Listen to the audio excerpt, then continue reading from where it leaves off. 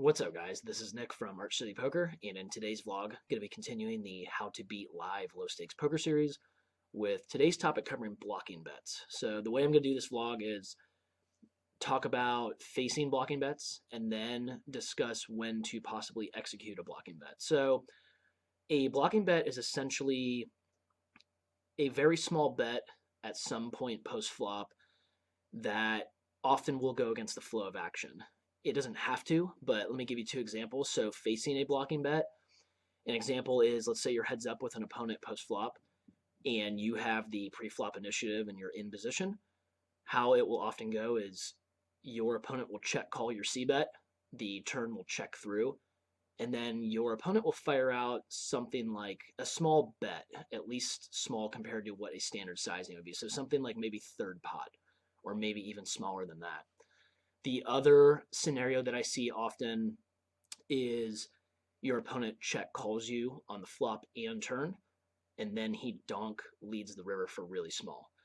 And in these live low stakes games on average, this bet is pretty much always, it always represents the exact hand that you think they would have often. It's going to be a hand that they don't feel as comfortable calling a big bet on the river with, but they feel more comfortable maybe setting their own price and almost daring you to bluff raise them in a way. Now, I don't want to say daring necessarily because they often will fold two raises, and we'll get into that in a sec, but I do think it is often going to be like a top pair weak kicker type of hand, or essentially any hand that's not nuttish. So it could be like two pair on a board run out that contains possible flushes and straights, but it's often something that's just not nuttish, but something that's strong enough that they don't want to fold, but they fear facing a big bet. So how you exploit these or counter these essentially is, as long as you,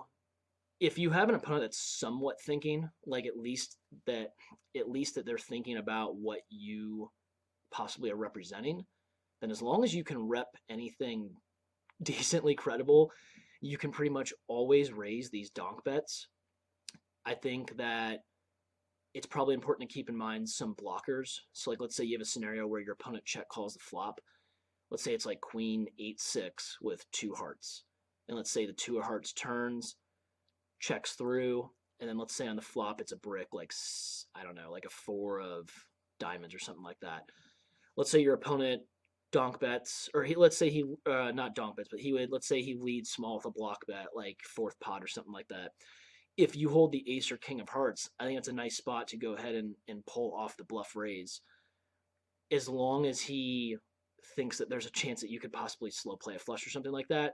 The thing is, guys, with these players in these live low stakes pools, is you don't have to often be really worrying about what you represent. If you make the big bet, most players do not bluff on the river enough in these stakes, and most of the players in these pools know that.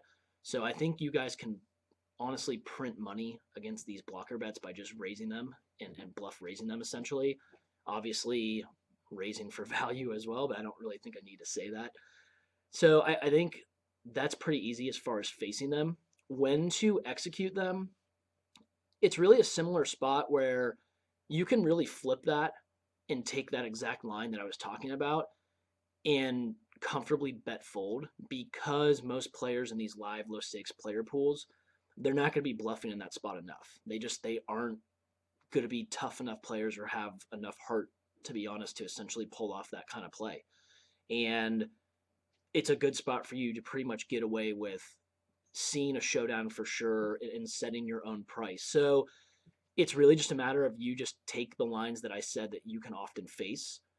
For example, a spot like on that queen 8-6 board that ran out with a deuce of hearts and a four of diamonds, you can often go check call with a hand like queen 10, and then on the river you can throw out a smallish bet yourself, and if you get raised, you can pretty much know that your opponents are not going to be bluffing at a high enough frequency for you to defend properly with that combo, and you can comfortably just bet fold it. But instead of possibly facing a bet that's maybe 3/4 pot or bigger, and you don't feel super comfortable with that particular opponent for some reason, then that's a spot where you can consider a blocking bet. So I hope that this vlog and this concept was pretty easy to understand. And I know it's probably not the most stimulating video in concept that I've done or talked about, but I did have a request for it. And as far as the live low stakes pools, like I said, it's not a real complicated concept. The blocking bets mean what they mean.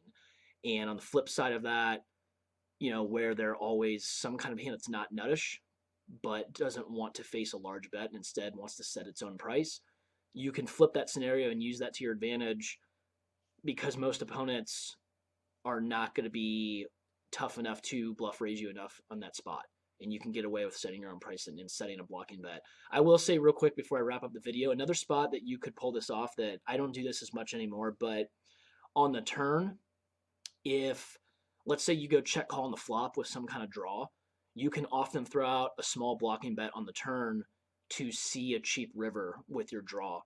Most players, again, will not bluff raise you enough on the turn in the spot. They won't play tough enough. They'll either just call or fold.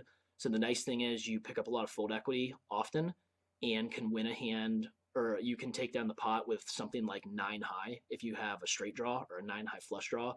But if they call, it's not the worst case scenario. You're seeing the river for pretty much the minimum a lot of times, and they often won't put you on a draw as played, I guess, as such. So that is one spot where an extra little spot that I can share with you guys. But anyway, so if you guys have any questions or comments or want me to further, I guess, clarify on blocking bet scenarios or how they're used maybe in tougher games, because there is a little bit more of a complicated thought process as far as those go.